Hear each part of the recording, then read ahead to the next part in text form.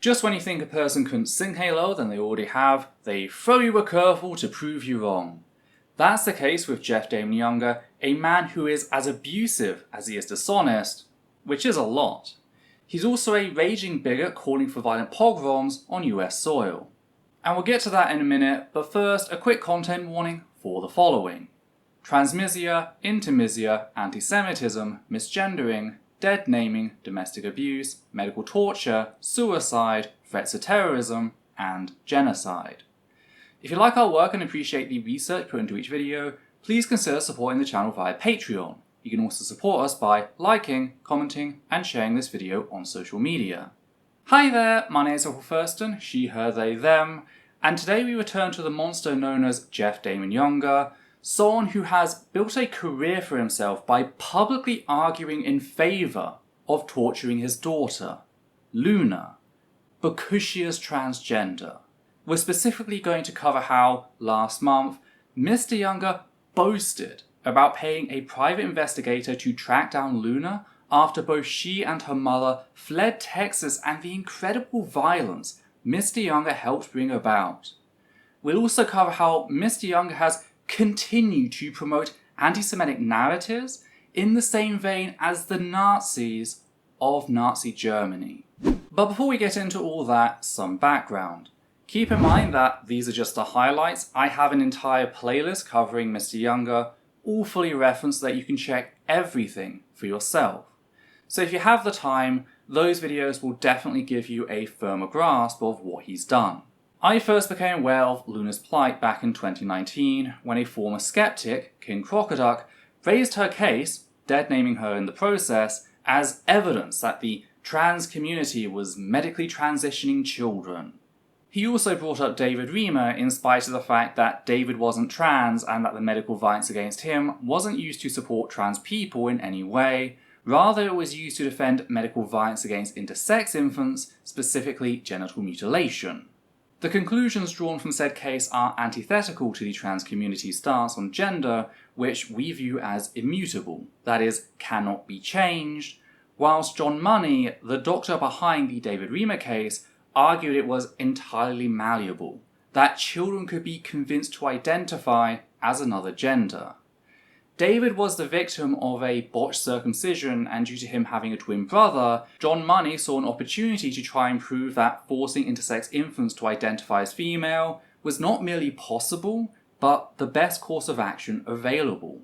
All he actually managed to prove is that if you deny a cis person their gender, they will develop gender dysphoria just like a trans person, and, in David's case, take their own life. I have an entire video on that, including how David was a naive participant. That's to say, he didn't know he was reassigned as a girl until his father told him years after he'd begun to show signs of gender dysphoria and suicidality. So do give that a watch if you'd like to know more. Yet returning to Luna, King Crocoduck was of course spewing grade A bullshit. Luna was not being given puberty blockers aged 8, what King Crocoduck conflates with hormone replacement therapy, HRT, a completely different medical process. Puberty blockers simply pause puberty, giving the individual 4 additional years to work alongside specialist doctors to figure out whether HRT is right for them. Unlike HRT, which carries with it various permanent changes associated with either testosterone or estrogen, puberty blockers are 100% reversible in that the moment you stop taking them, puberty resumes. We know they're safe because blockers were clinically tested before going on to be used to help cis children suffering early onset puberty for the last 30 years. Doctors just realised that these same medications could be used to help trans children for much the same reasons, hence their extended use today. There are no known medical risks associated with puberty blockers. What we do know is that puberty blockers stop the deterioration of trans people's mental health, allow for more effective HRT, and reduce the need for surgery once they reach adulthood, all of which are massive positives, hence their widespread use. That said, all of this was irrelevant to Luna's case, seeing as she was only 8 at the time and wouldn't be considered for puberty blockers until she reached around 12 years in age. The exception being if she was suffering early onset puberty, in which case the treatment for that is puberty blockers. Yet starting at 12 would then give her until she was 16 to decide whether she wanted to begin HRT, which is the age of medical consent in many countries. This was a fact revealed in court documents, showing how Jeff Younger had lied to the public, conflating doctors saying that they'd revisit the issue in several years, to them actually giving her the blockers then and there. All Luna was actually undergoing is known as social transitioning, that is, changing one's name and pronouns. That's it. That's what this man tried running to the press with, his daughter being allowed to explore who she is. What's more is, whilst Mr. Younger claims that his daughter can dress how she wants, yet she chooses to be a boy when she's not with her mother, a claim Mr. Younger repeated to Child Protective Services, Mr. Younger was found to have lied. Upon investigation, he was found to have banned all girls' clothes from his house, meaning that Luna couldn't choose to present how she wanted. Child Protective Services also found that Luna chooses to present as a girl when neither parent is around, such as at school. It wasn't Luna's mother forcing her to be a girl, Mr. Younger was the one trying to force her to be a boy. I also found out that Mr. Younger had lied about the number of therapists Luna had seen. For whilst he claimed she'd only ever seen one therapist, Luna had undergone no fewer than 3 independent assessments carried out by psychologists, psychiatrists, and counsellors, all of whom agree that Luna is trans and that it is her choice and hers alone to present as a girl. What's really important to note is the context surrounding the first assessment. You see, Luna's mother, Dr. Ann Georgelas, is a paediatric doctor. So when she began to notice that Luna might be trans, she reached out to a therapist who worked in the same building as her, with said therapist carrying out Luna's initial assessment. Mr. Younger was not happy about this and demanded a second assessment, which I can sort of understand considering that Dr. Georgelas knew and worked with the first therapist. That said, Dr. Georgelas had full medical custody, meaning she was not legally obligated to do so. Yet she decided she wanted to in order to try and alleviate Mr. Younger's concerns and keep him involved in Luna's transition. Mr. Younger was incredibly excited at the prospect of a new therapist, particularly when it came to light that said therapist, Dr. Pape, was married to a Christian pastor. Mr. Younger even went so far as to message said therapist prior to the assessment to show them evidence that Luna wasn't trans. Of course, Dr. Pape assessed Luna and reached the same conclusion as the initial therapist, leading Dr. Pape to refer Luna to a third specialist, Dr. Meredith Chapman. Dr. Chapman was working at Dallas's Children's Medical Center's Genesis Clinic and tried to reach out to Mr. Younger to ensure that he was involved in Luna's transition every step of the way, something that would have greatly helped Luna's well-being. Yet Mr. Younger refused. His only email to Dr. Chapman stated that he was compiling evidence to present to her. He never followed up. Meanwhile, Dr. Chapman referred Luna to Rebecca Ower, an independent child counsellor, for assessment to see whether Luna would likely benefit from further support at the Genesis Clinic, giving us the third official assessment. I don't know whether Dr. Chapman conducted her own assessment of Luna, as it's not mentioned in any of the documents Mr. Younger published. It's at this point that Mr. Younger began sending letters to Dr. Pape, attacking Ms. Ower, telling the doctor that, quote, Dr. Georgelas has enrolled Luna with a new counsellor, Rebecca Ower. She's a lesbian married to another woman. Luna's new counsellor is deeply involved in the transgender movement. Ms. Ower seems to favour various therapy with irrevocable consequences, such as hormone therapy for pre-adolescents. End quote. Something worth mentioning is how Mr. Younger would change his tune under oath, going on to assert that he viewed Ms. Ower as a, quote, person of very high integrity, end quote, and that he, quote, really respects her, end quote, showing us one instance in which he perjured himself. So not only did he break his oath under the court of law, but he took the law's name in vain, swearing an oath on the Bible, which he then broke by lying. Though it wasn't just him who lied, it was also Mr. Younger's lawyer who asserted that, quote, the mother has refused, very aggressively, to have any other input from any other experts. She will not allow a second opinion, end quote, in spite of the fact that Dr. Georgula sought a second opinion from Dr. Pape at Mr. Younger's request, a fact shown in the evidence Mr. Younger himself chose to release to the public. Yet Mr. Younger's letter brings us to the narrative that he sold far-right websites, this idea that Luna had been seen by a single flag-waving queer and was thus being rushed to medically transition. This was promoted by far-right groups such as the Federalist and life site News, which is where King Crocoduck sourced his version of events, never once stopping to question Mr. Younger's narrative. Speaking of, I also found ample evidence of Mr. Younger abusing and even outright terrorizing Luna and her mother. In one instance, Mr. Younger called the police on Luna and her mother at a teacher's event, turning up with a group of fascists to film what they had hoped would be her arrest.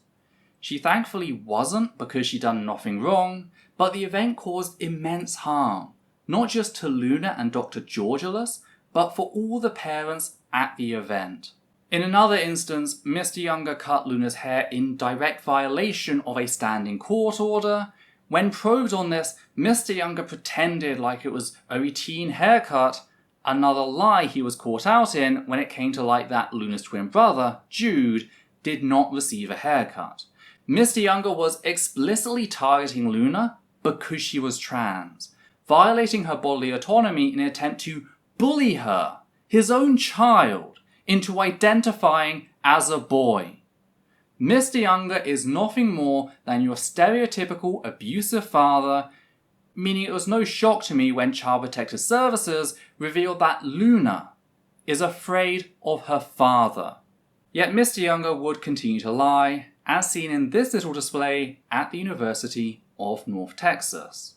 It says that I cannot discuss the litigation in the presence of children, which is reasonable. I cannot allow a third party to do that as well. All that's reasonable. But look at the highlighted part. I'm permanently enjoined. That means I may not do it for the rest of my life. I may not make any video, do any interview, news interview, documentary, television appearance, radio appearance, internet radio appearance. I may not ever make a blog post.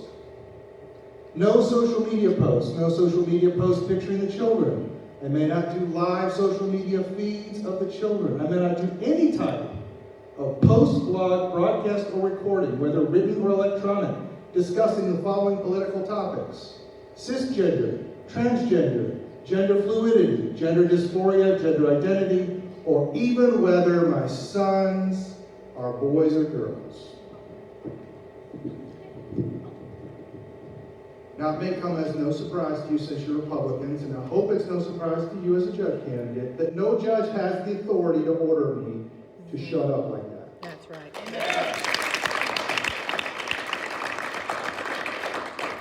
Except, as we can all read in the court order he was showing on screen, it explicitly states, and I do quote, "while the children are under the age of 18, end quote. So it is not, as Mr. Younger asserts, But look at the highlighted part. I'm permanently enjoined. That means I may not do it for the rest of my life.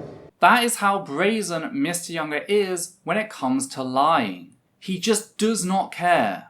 Just like he doesn't care about the consequences of him encouraging terrorist action to be taken against the people stopping him from abusing his daughter. We are reaching a point where the family courts have become so abusive that in some of the rural counties that I've spoken in, there's open talk of judicial assassinations. There's open talk of outright insurrection. There's been cases where I've had sheriffs tell people, calm down, this isn't the right time for that. I mean, you're talking about stealing people's kids on an industrial scale. And if you keep doing that, you're going to have massive social unrest. That's why I love the background that you've got here.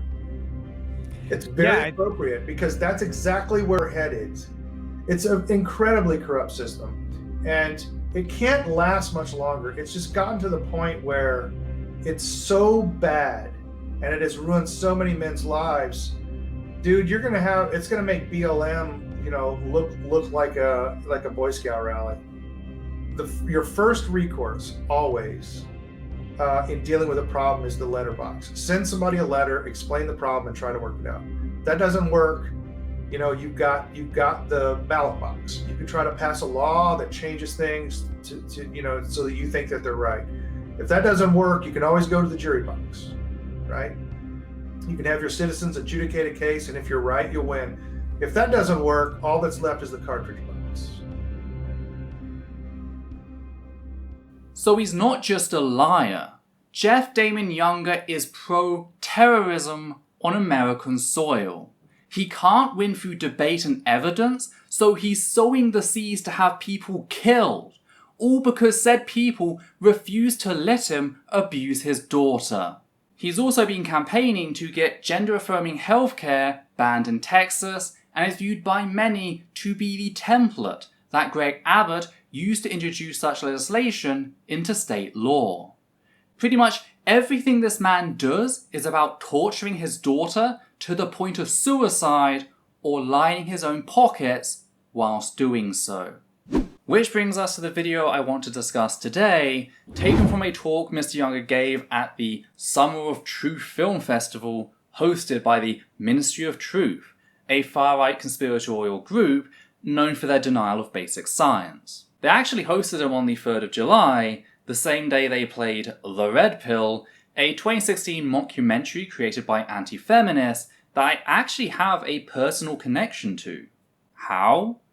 Well, one of the main figures in said mockumentary, Maxine Esme, founder of Red Pill Religion, publicly called for me to be dealt with accordingly as the enemy I am. That's all I have to say. Yeah, I am ending on an angry note. I'm very angry, and I have every right to be angry. So call me crazy for being angry. Give us a like, give us a subscribe, tell your friends or enemies, and tell me why every Christian on the planet shouldn't view Essence of Thought and his fans as enemies and deal with them accordingly as the enemies they appear to want to be. Quite clearly a threat.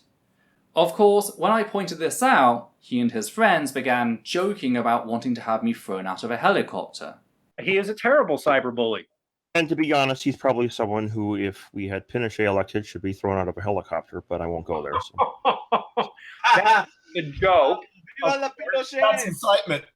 Yeah, that's incitement. Oh no, he's going to actually do that. He's going to bring Pinochet to my country, and he's going to... Well, no. If we elected, so you see, it'd be legal. If we do it, it would be perfectly legal, so therefore there would be no incitement involved, because it's not like inciting anything illegal.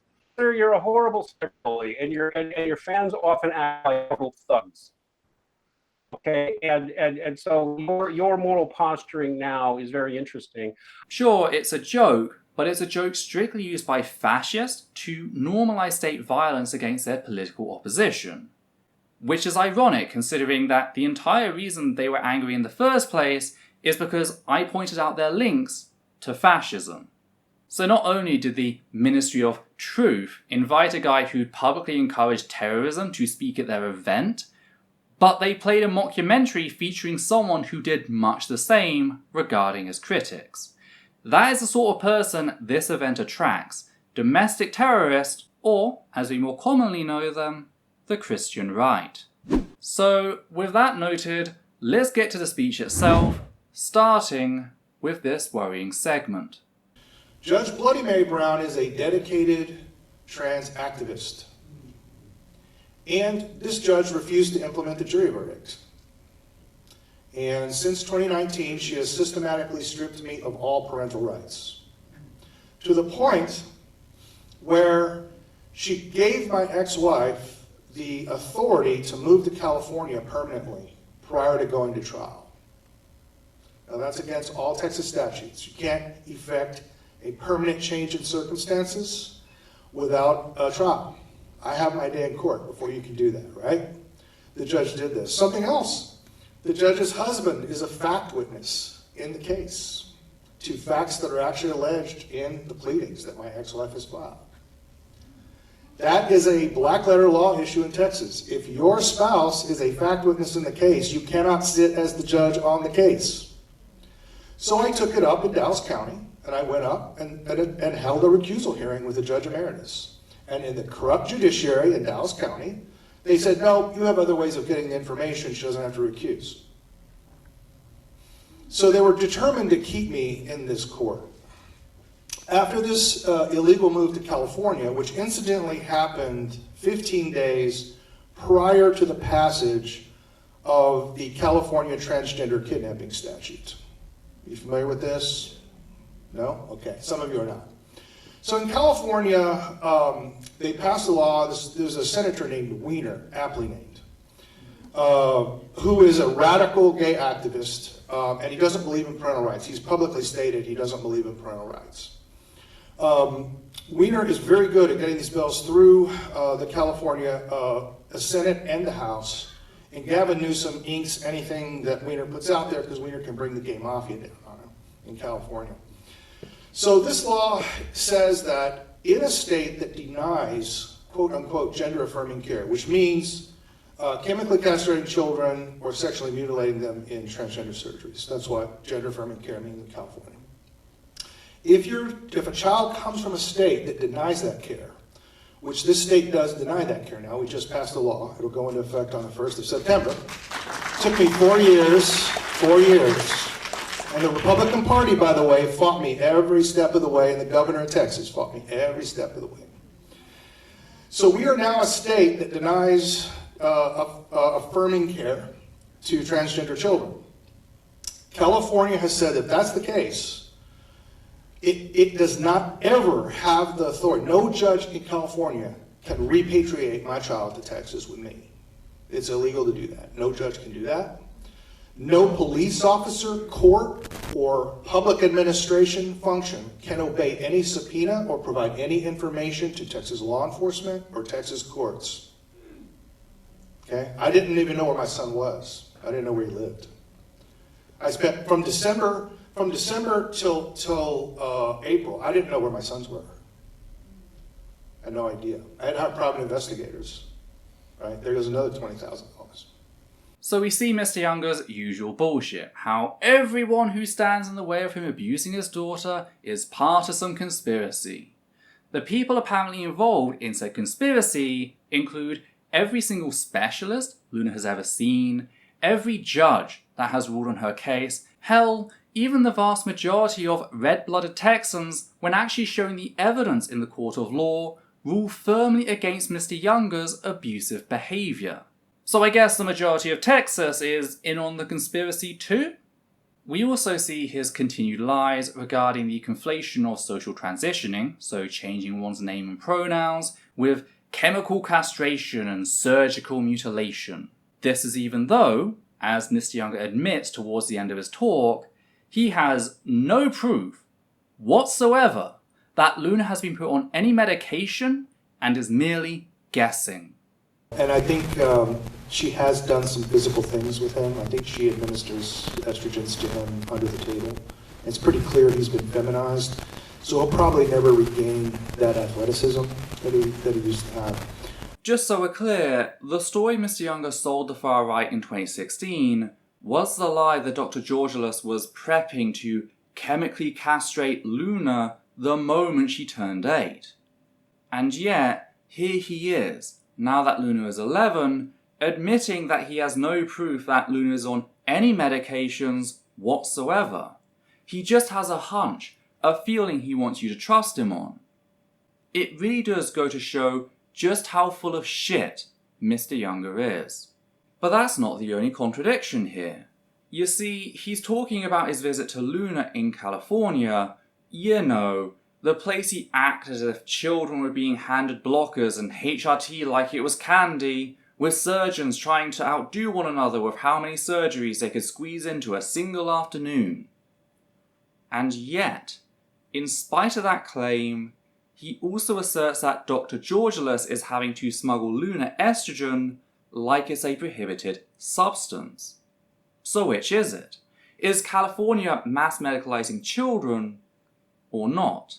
This is what happens when you lie so much. Mr. Younger can't keep track of said lies, so they start contradicting one another, again, showing us how full of shit he is. We also see his self-masturbatory attitude when it comes to helping instigate genocide on US soil. The way he's proud for targeting one of the most vulnerable demographics with legislative violence. He genuinely believes torturing trans people makes him the good guy. Which brings us to that last part, the fact that he openly admits to paying $20,000 US for a private eye to track down Luna. Luna, now 11, was forced to flee Texas with her mother because of the violence Mr. Younger targeted at her, first indirectly abusing Luna and then trying to legislate her out of existence. Luna is a refugee due to Mr. Younger's actions, and yet he still acts as if he has a right to her, that he owns her and can violate her autonomy in any way he wishes.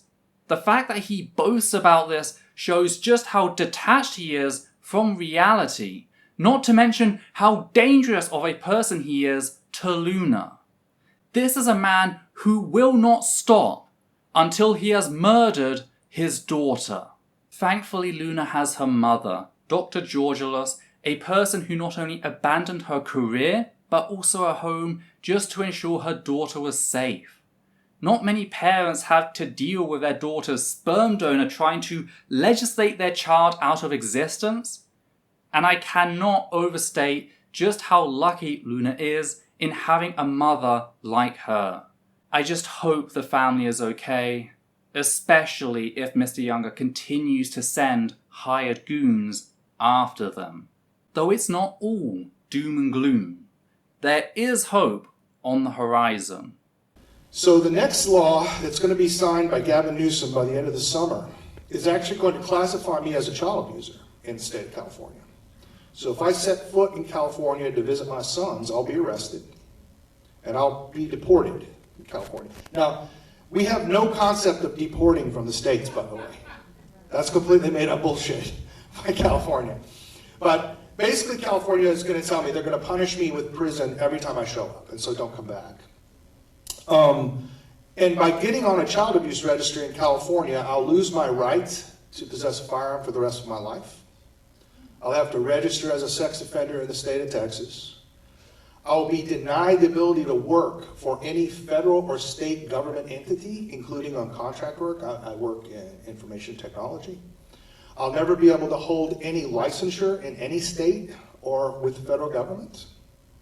It's a life-changing thing. And I'll have to register here in Texas.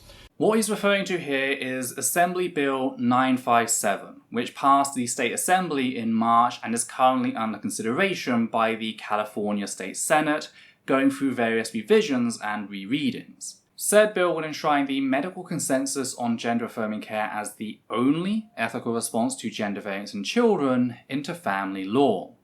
It does so by pointing out how, much in the same way that denying children other forms of social and medical care constitutes neglect and abuse, so too does denying a child gender-affirmative care. Because not only has gender-affirmative care been proven to benefit children, but attempts to ignore or deny said gender have been shown to cause significant harm. Around 8% of LGBT+ youth in the US who have not had people attempt to convince them to change their gender or sexuality have attempted suicide within the last year, which is actually 1% lower than the national average. However, that 8% almost triples to 23% in those who have had people try to convince them to change their gender or sexuality.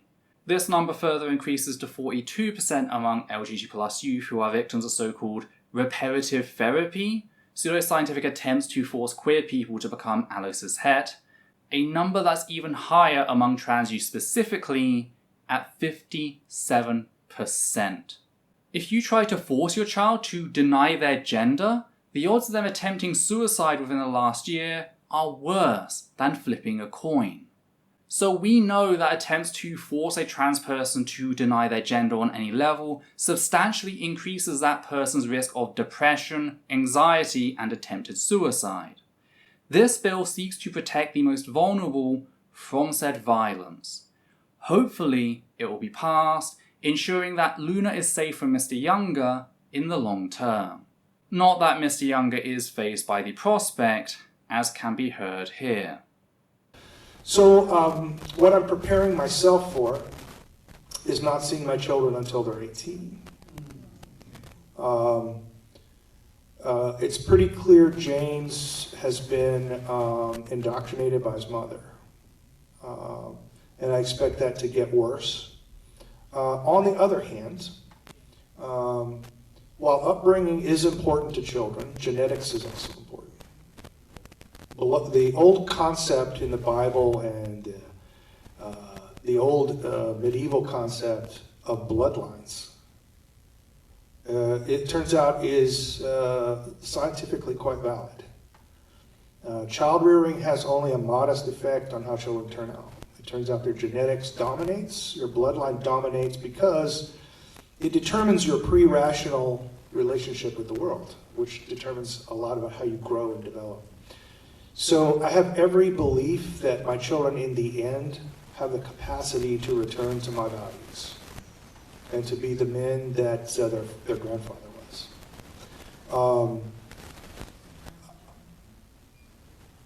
She's not bio, Mom. Yeah, we used an egg donor. So they're not even genetically related to her. First of all, what the fuck is with this bloodlines bullshit? There is no scientific basis for anything he's saying here, which is a running theme of Mr. Younger's talks. He loves to name drop science, but he can't actually reference it. When I say science overwhelmingly supports gender-affirming care at all stages, I supply 7 independent studies and reviews to demonstrate that fact. When Mr. Younger says science, he never actually backs up what he says. He just expects people to trust him. And why wouldn't he? The people who still believe Mr. Younger's bullshit have proven themselves to be grade A suckers over the years. As for the idea that Luna will come back to him, Mr. Younger clearly has little to no knowledge of queer history and community. Countless LGBT+ folk have cut their biological parents out of their lives for much lesser abuses than he's inflicted on Luna, to the point that part of the reason the LGBT+ community exists as a community is to help fill the void that socially burying a family member leaves. If Mr. Younger thinks he's going to win a game of chicken with a trans person's gender, he's setting himself up for a nasty shock when he finds himself alone on his deathbed, having scared off the only family he ever had via his abusive behaviour. He will die alone, and he'll only have himself to blame. The last thing I want to do is cover Mr. Younger's anti-Semitism. Now, I covered this partially in my last video, noting how the narratives Mr. Younger was creating were being used to promote anti-Semitic violence. Yet, Mr. Younger himself never gave specifics, instead speaking in large strokes that allowed his viewers to fill in the details. That's why, as he talked about the conspiracy in the courts, the chat was flooded with comments declaring that, quote, CPS in Texas is Zionist, end quote, quote, the most Zionist state has this happening, end quote, and that, quote, Zionists want you gone, end quote. These comments are of course making the accusation that Jewish people have control over parts of the US government and are trying to destroy you, with the you in this instance being all white allocis het men listening. Another commenter posted an emoji of a water pistol aimed at the head of a clown. This is straight up Nazi code, with the term clown world being a dog whistle that presents the existence of LGBT+ folk, immigrants and women's rights as inherently laughable, ergo, a clown world. And who creates the clown world? Why, the clowns of course, and by clowns, they mean the Jewish shadow state they believe exists. It's a repackaged version of the Nazi idea of degeneracy, the conspiracy that a global Jewish state is weakening white Western society, and that the only way to prevent this is to respond with ultra-nationalistic violence. This belief has been around for a while now, and is perhaps best summarized in the Protocols of the Elders of Zion, an anti-Semitic forgery that claimed to detail a Jewish plot for global domination. That's why, when names are named, it's always Jewish people who are forwarded as the figureheads of some global agenda regarding the existence of trans folk. Speaking of naming names, it appears Mr. Younger has moved beyond broad brushstrokes to doing just that, not only naming Jennifer Pritzker and Paul Singer as the founders of the trans movement. Very quickly, who did you say was the founder of the transgender movement? Paul Singer. James Pritzker. You have to look him up now as Jennifer Pritzker. He's the brother of the governor of Illinois, Pritzker. But also George Soros. So it's no accident that George Soros went after the prosecutors. That's why he likes to get prosecutors elected. They have absolute immunity to do anything they want, and you can't prosecute them. He's also gone out of his way to get judges appointed to the lower court circuits at the federal level. And I will tell you that leftists completely control the district courts in the state of Texas. Completely control them. As for why Jennifer Pritzker, Paul Singer, and George Soros, all of whom are Jewish, are apparently doing this, Mr. Younger has a theory. A conspiracy theory. That's what the system really is. And so what they do is they monetize and weaponize every aspect of life. And they have effectively weaponized the children against their own fathers. And they're very pleased with this because it achieves many of their social goals. You know, they have to destroy the family. So there's exactly one group of people in the world. You can actually finger the class who want actual human rights. And that's the middle class in the United States. And I will say this, primarily the white middle class in the United States. So if they want to destroy any pretensions to human rights, they have to destroy the white middle class in the United States. And the destruction of the family is the number one priority. Mr. Younger no longer alludes to, but is instead now openly promoting the conspiracy that Jewish figureheads are indoctrinating children into believing that they are trans to destroy the family unit, weakening the white middle class of the United States of America to bring about the downfall of Western civilization. This is nothing more than modern-day blood libel. It is also Nazi rhetoric. And I don't mean Nazi rhetoric in a general sense, I mean literally word for word what the Nazis of Nazi Germany believed.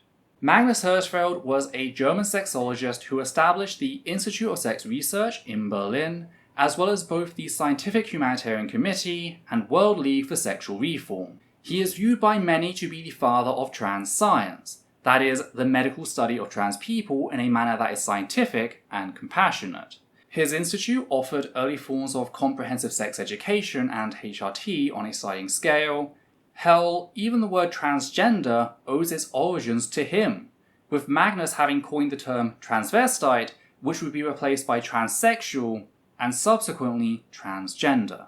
However, the Nazis believed Magnus was responsible for more than the simple study of trans people. You see, Magnus was both gay and Jewish, and so Hitler viewed him as a source of degeneracy, social decay. The Nazis argued that Magnus was infecting the German people with notions of being queer, breaking apart the family unit, thus weakening the fatherland.